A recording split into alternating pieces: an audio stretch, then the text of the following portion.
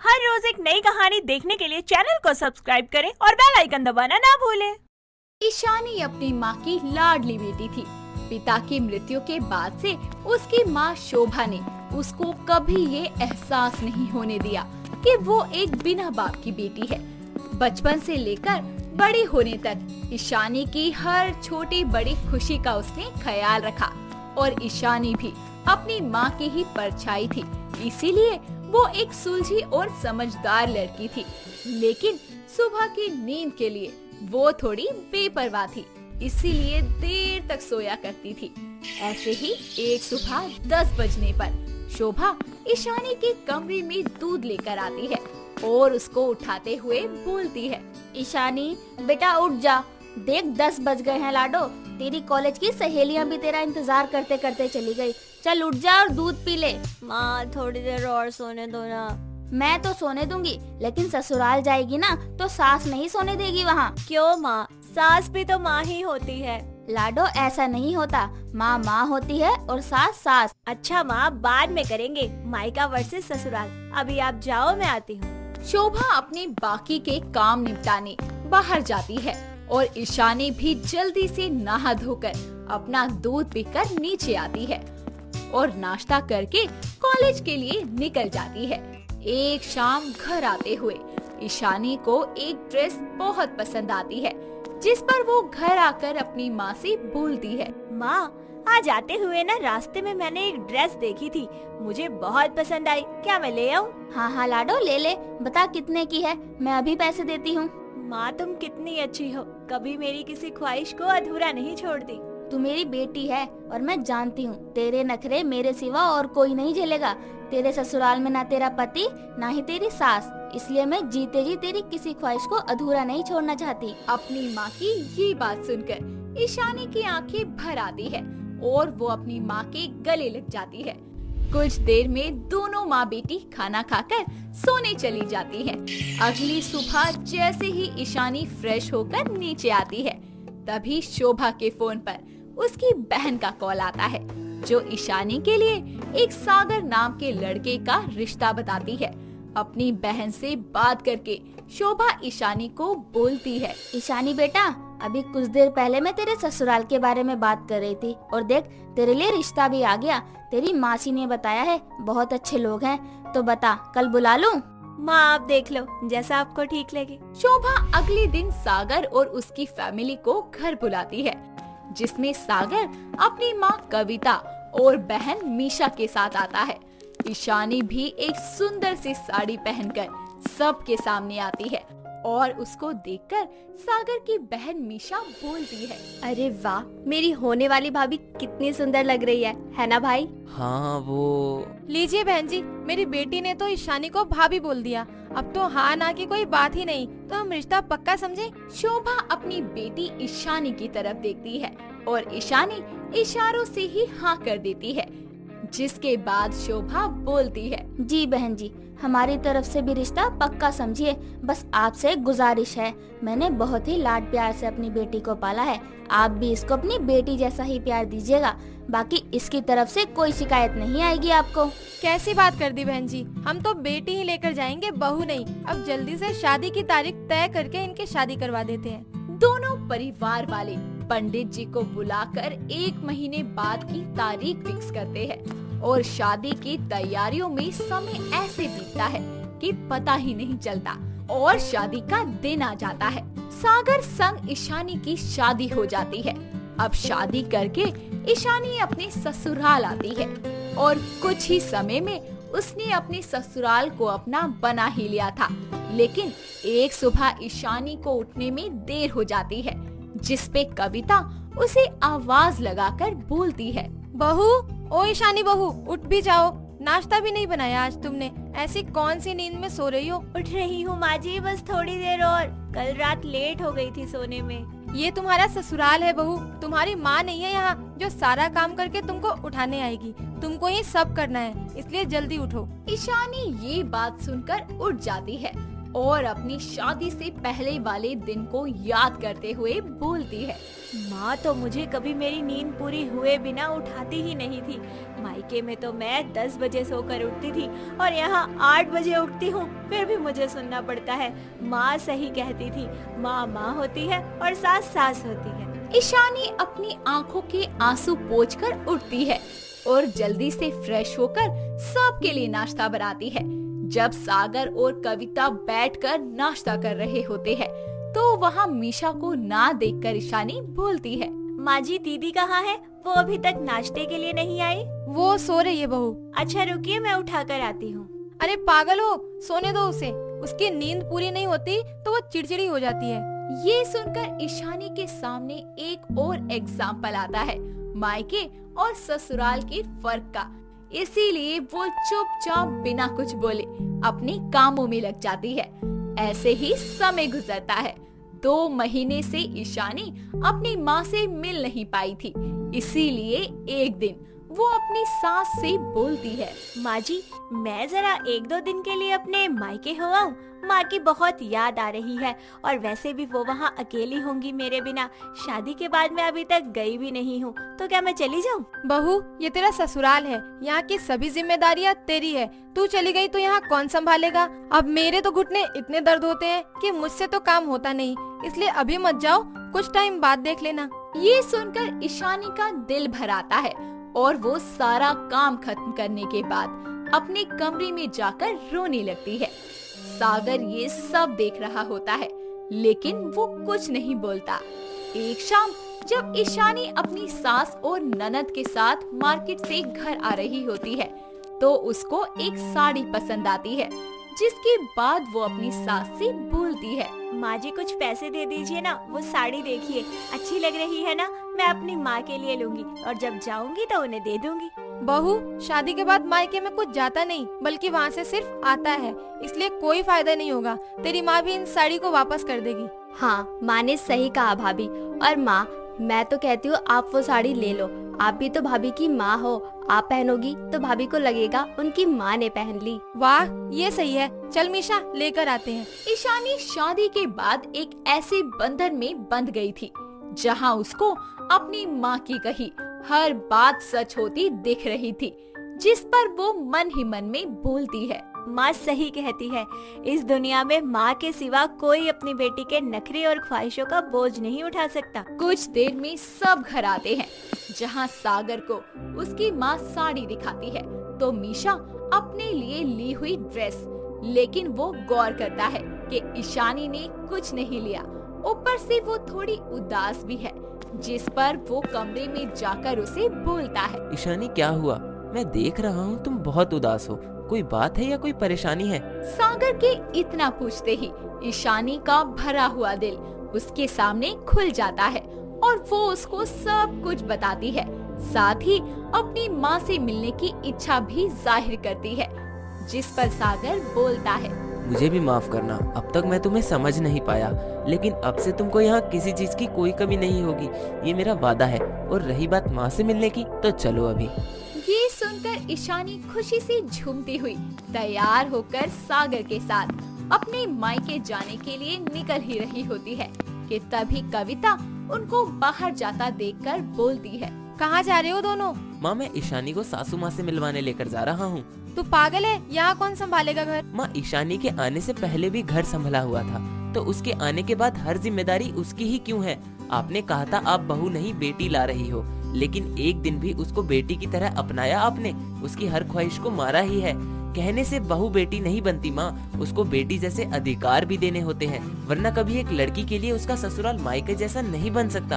हमेशा ससुराल ही रहेगा, जहाँ उस पर 100 पाबंदियाँ होंगी। और अब मैं जा रहा हूँ ईशानी को लेकर। सागर की बात सुनकर कविता की आंखें शर्म से झुक जाती है और उसको अपनी गलती का एहसास होता है, जिसके बाद वो अपनी लाई हुई साड़ी ईशानी को देते हुए बोलती है, बहू ये लेकर जा, ये मेरे पर नहीं तेरी माँ पर अच्छी लगेगी, और खुशी से जा, जितने दिन रहना हो रह लियो, मैं तेरे कपड़े भेज दूंगी, साथ ही यहाँ की चिंता मत करियो, मैं संभाल लूंगी।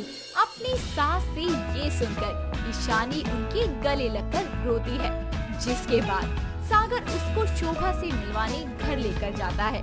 इसीलिए एक बेटी के लिए ससुराल मायके जैसा तभी बनेगा जब वहाँ उसकी सास नहीं बल्कि माँ बनकर रहेगी। गुरमीत अपनी जिंदगी के फैसले खुद लेने में विश्वास रखता था, इसीलिए घर वालों के शादी के प्रेशर देने पर उसने भी अपनी माँ रचना से जिद पकड़ ली कि उसको शादी करनी ही नहीं है, और अगर वो करेगा तो बस अपनी पसंद की लड़की से, जिस पर उसकी माँ उसे बोलती है, समझता क्यों नहीं है पुत्र, जिस लड़की को तू पसंद करके बैठा है वो साडे वर्गी भी है नहीं, हमारी तो भाषा भी नहीं समझ आती ओनो।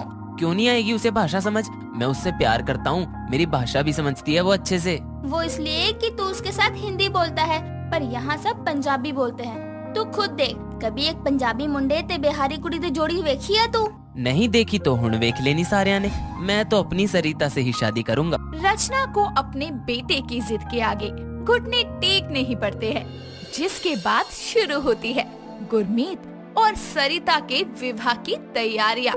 गुरमीत अपनी माँ और बहन प्रीत के साथ पूरी बारात लेकर सरिता को शादी करके घर लेकर आने के लिए निकल जाता है, और जब वो घर आता है तो दरवाजे पर खड़ी होकर रचना अपने बहू और बेटे के सर से पानी का लोटा घुमाते हुए पानी पीने की कोशिश करती है, और गुरमीत अपनी माँ को ये रस्म पूरी करने से रोकता है।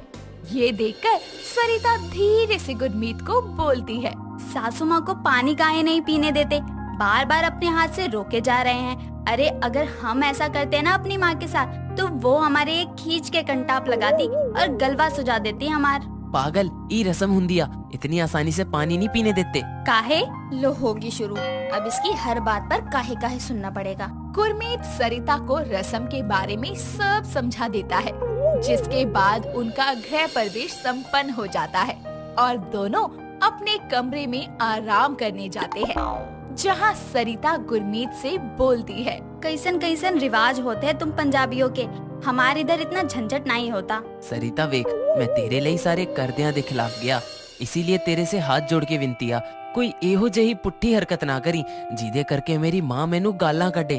तोरे मुँह से हिंदी काहे नहीं निकल रही, पुट्ठी वुट्ठी का कह रही हो, ये बातें हमरे दिमाग में नहीं घुस रही। हे भगवान, इनू एक एक गल किवें समझावा, सच्ची बड़ा ही औखा हो जाना। का ओखा पोखा करत हो, सीधा सीधा काहे नहीं बोलत। गुरमीत को भी लगने लगा कि कहीं सच में उसने अपनी माँ की बात ना सुनकर गलती तो नहीं कर दी, लेकिन कहते हैं ना, प्यार किया तो डरना क्या। वो भी आगे की ना सोचकर अपनी जिंदगी का ये फैसला ले चुका था। शादी के बाद सरिता घर की सारी जिम्मेदारियां तो अच्छे से संभाल लेती है, पूरे घर का काम वो अकेले ही करती।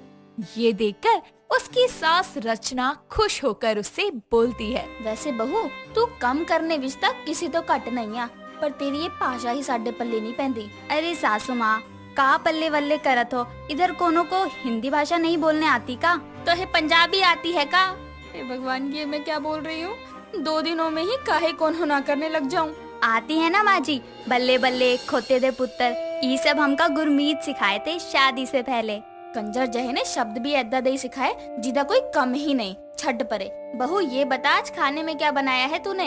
सासू माँ, आज खाने में है भाजी तरकारी और भात, दूठो चटनी भी कूटे हैं हम। रचना कुछ बोलती इससे पहले ही वहाँ गुरमीत आता है और सरिता की इस बात का जवाब देते हुए बोलता है, मैं नहीं खानी है तरकारी सरकारी वाली सब्जी, मेरे लिए शाही पनीर के ऊपर किलो मक्खन डाल के ले आओ। अब मक्खन कहाँ से लाए, ये टाइम तो सारी दुकान बंद हो गई होंगी।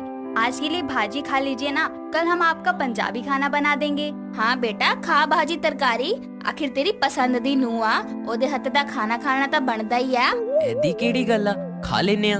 गुरमीत को ना पसंद होते हुए भी भाजी तरकारी खानी ही पड़ती है। ऐसे ही कई मामलों में गुरमीत और सरिता के विचार नहीं मिलते, साथ ही कई बार एक दूसरे की बात ना समझ पाने की वजह से दोनों में लड़ाइयाँ भी होने लगी थी। फिर भी सरिता खुद से कोशिश करती थी ताकि वो गुरमीत की फैमिली के साथ घुल मिल जाए।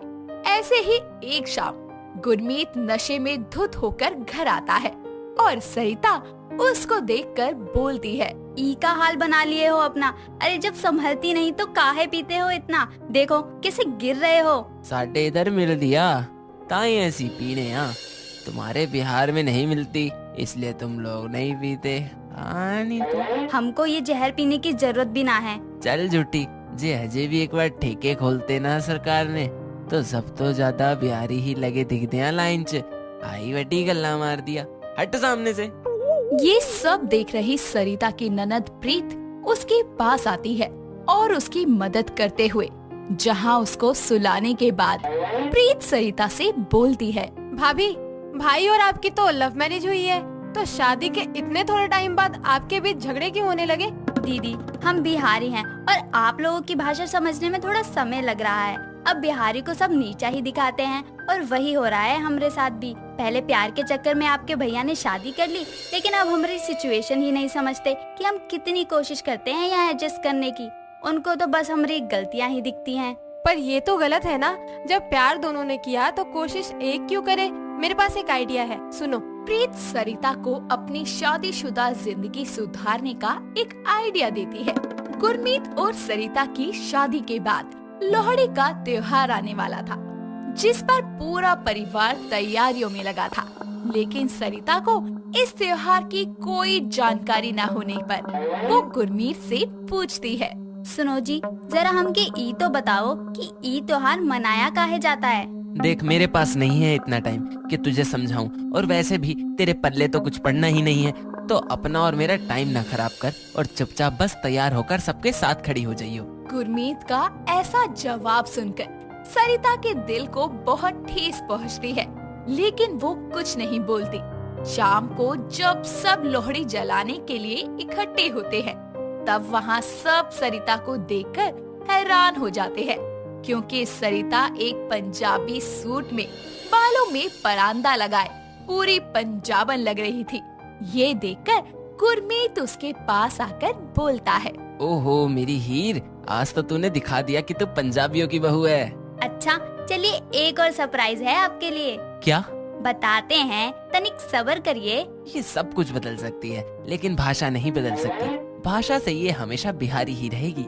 गुरमीत की ये बात सुनकर सरिता वहाँ से चली जाती है और सबका ध्यान अपनी ओर खींचते हुए बोलती है, जरा सब हमारी बात सुनिए।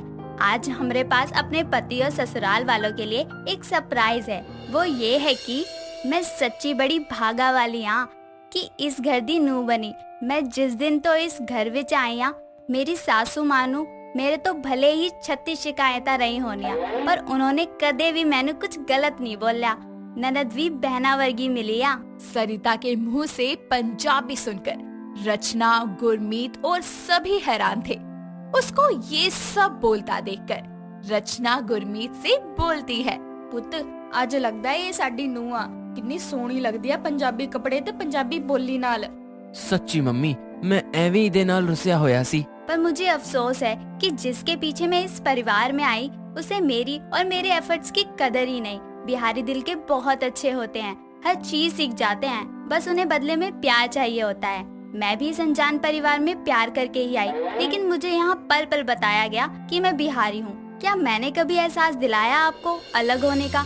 मैंने कोशिश तो बहुत की घुलने मिलने की, लेकिन आपने तो वो भी नहीं की। उल्टा मेरे से गुस्सा हो गए, जैसे मैं बिहारी हूँ तो इसमें मेरी गलती है। सरिता की बात सुनकर गुरमीत को अपनी गलती का एहसास हुआ और उसका सर शर्म से झुक गया, और साथ ही रचना को भी ये लगा कि उसने भी सरिता को पंजाबी तौर तरीके सीखने के लिए मजबूर किया था, क्योंकि अगर हम किसी को अपना रहे हैं तो उसको वैसे ही अपनाना चाहिए जैसा वो है, ना कि उसको अपनाकर बदलने की कोशिश करनी चाहिए। शांता के पति मुरारी को मरे 24 साल हो गए थे।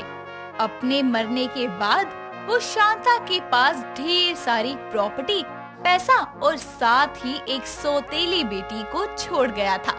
मुरारी के जीते जी उसने शांता के साथ साथ एक वीणा नाम की औरत के साथ भी संबंध रखे थे, जिससे उसे एक बेटी थी जिसका नाम माया था। साथ ही मुरारी और शांता की खुद की भी एक बेटी थी जिसका नाम लीना था। वीणा और मुरारी का एक कार एक्सीडेंट हो जाता है, जिसमें उन दोनों की मौत हो जाती है, जिसके बाद से शांता ने लीना और माया को पाला था। ऐसे ही एक दिन ब्रेकफास्ट टेबल पर लीना बोलती है। गुड मॉर्निंग माँ। गुड मॉर्निंग लीना बेटा। गुड मॉर्निंग माँ। गुड मॉर्निंग माँ। माँ, माया आपको गुड मॉर्निंग बोल रही है। लीना, ब्रेकफास्ट करो बेटा, आज तुम्हारी पसंद का खाना बना है। माँ, मेरी पसंद का कुछ नहीं बनाया क्या? जो मिल रहा है चुपचाप खा लो, और नहीं खाना तो भूखी रहो, मुझे कोई मतलब नहीं है तुमसे। शांता की बात सुनकर माया की आंखों में आंसू आ जाते हैं, पर वो कुछ नहीं बोलती और चुपचाप ब्रेकफास्ट करने लगती है। कुछ देर बाद शांता ऑफिस के लिए निकल जाती है और लीना माया से बोलती है। माया, तुम ठीक तो हो ना? हाँ हाँ दीदी, मैं एकदम ठीक हूँ। माया, माँ चाहे तुम्हें दिल से कभी अपनाए या ना अपनाए, मेरे लिए तुम मेरी सगी बहन हो और हमेशा रहोगी। मेरे लिए भी दीदी, आप और माँ ही मेरी दुनिया है, और उम्मीद है कि एक दिन माँ मुझे जरूर अपना लेगी और मुझे बेटी कहकर पुकारेंगी। माया की बात सुनकर लीना उसे गले लगा लेती है। ऐसे ही वक्त बीतता जाता है, जहाँ एक तरफ से माया और लीना में बेशुमार प्यार था, तो वहीं शांता को माया जरा भी नहीं पसंद थी। आज तक उसने कभी भी उसे अपनी बेटी समझ के प्यार नहीं दिया था।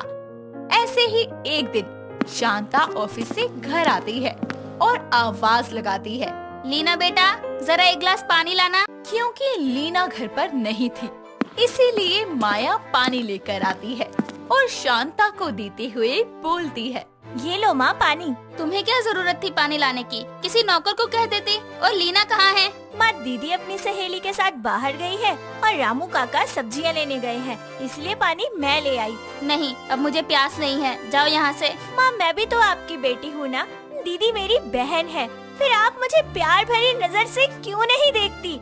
मेरी असली माँ का आंचल तो बचपन में ही मुझसे छिन गया था और वो मुझे छोड़ के चली गई। कम से कम आप तो मुझे माँ का प्यार दो। शांता माया की बात को अनसुना करके वहाँ से चली जाती है, जिसके बाद शांता खुद रसोई में जाकर पानी पीती है और अपने कमरे में चली जाती है।